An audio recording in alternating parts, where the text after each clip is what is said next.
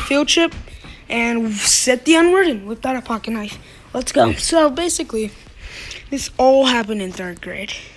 And also, by the way, hi, my name is Aspect. If you're seeing the new channel, if you're seeing this channel, subscribe, please. Thank you. And now, basically, we were on the bus. This was before, like, this kid was like a hunter, like, but this kid was like a hunter, like, he had that hunter energy. And then, like, he was kind of like really, really weird, bro. Like, I mean, really, really weird. To the point where, like, I was like, oh my God, bro. Like, why am I friends with this kid? I was friends with him because, you know, that's it. I had to be nice. And when I became friends with him, I was like, oh, nope, this is a mistake. And basically, ever since then, yeah, he's just been like in my classes until I left that school. That's a different story time. Basically, he said, dude, I'm gonna whip out a pocket knife on the bus and say the N-word. I was like, oh, no, bro, no, you're not. But I decided to believe him, you know, because, you know, I just didn't want to hurt his feelings. And when I believed him. Like, I was like, okay, I guess he's going to whip out a pocket knife and say the N-word. So, like, this kid, imagine this kid. He's, like, very chubby, about 4'1", and, like, just has the messiest hair and smells like a bottle of cactus. And basically, I was like, why am I friends with this kid? He came to school. He doesn't even know what a bar deodorant is or stick of deodorant. Like, literally, I had to explain that, man. Because one time he spent the night because, you know, like, his mom is close friends with mine. I had to explain that to that man what a bar deodorant is. I was like, oh my God. Then, you know, eventually, we get on the bus. Right? When we get on the bus, this man was just sitting in the back. Like, straight up just sitting in the back. He had a hoodie on. And then, that's when it happened.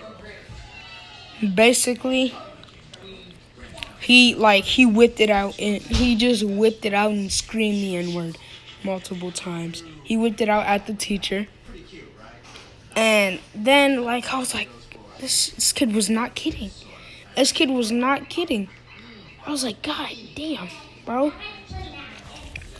He eventually, like, when he whipped it out, like, somebody immediately told the teacher, like, teacher, let's name him Hunter for the story. Hunter has a pocket knife. So the teacher obviously came to the back and said, Hunter, is this true? He was like, no. And then teacher also said, why did you scream the N-word?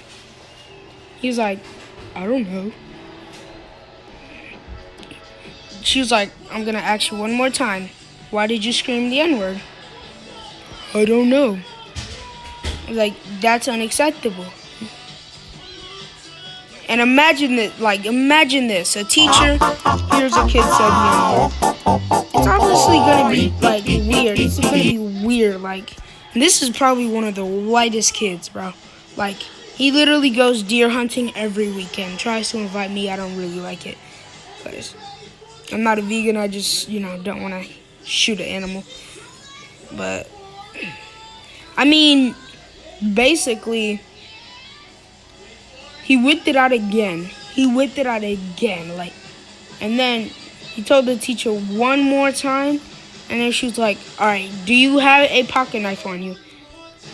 He was like, no. The teacher asked him 3 times. He said no. Until he decided to be retarded and whip it out again. And then she saw it. And then, like, literally, she said, you have the audacity to pull out a pocket knife on the bus, unacceptable. I'm calling your parents when we get there. When I tell you I was dying laughing, bro, I was trying to hide it. Like literally, it's like trying to poop, but you're not, like, you're constipated. Like that was me, bro.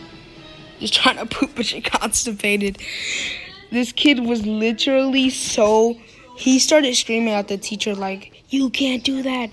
I have American freedom rights to have this pocket knife. My dad's gonna sue you. He's a lawyer and a hunter. He's gonna find your family and he's gonna beat them up. Then then he said, I'm gonna make fun of your grandma for having cancer. And then he said, also, at least I don't have a mother that has cancer. When I tell you, I was like, damn. No, I meant a teacher said, at least I don't have a mother that has cancer. I was like, damn. She really said that. Like, she really said that.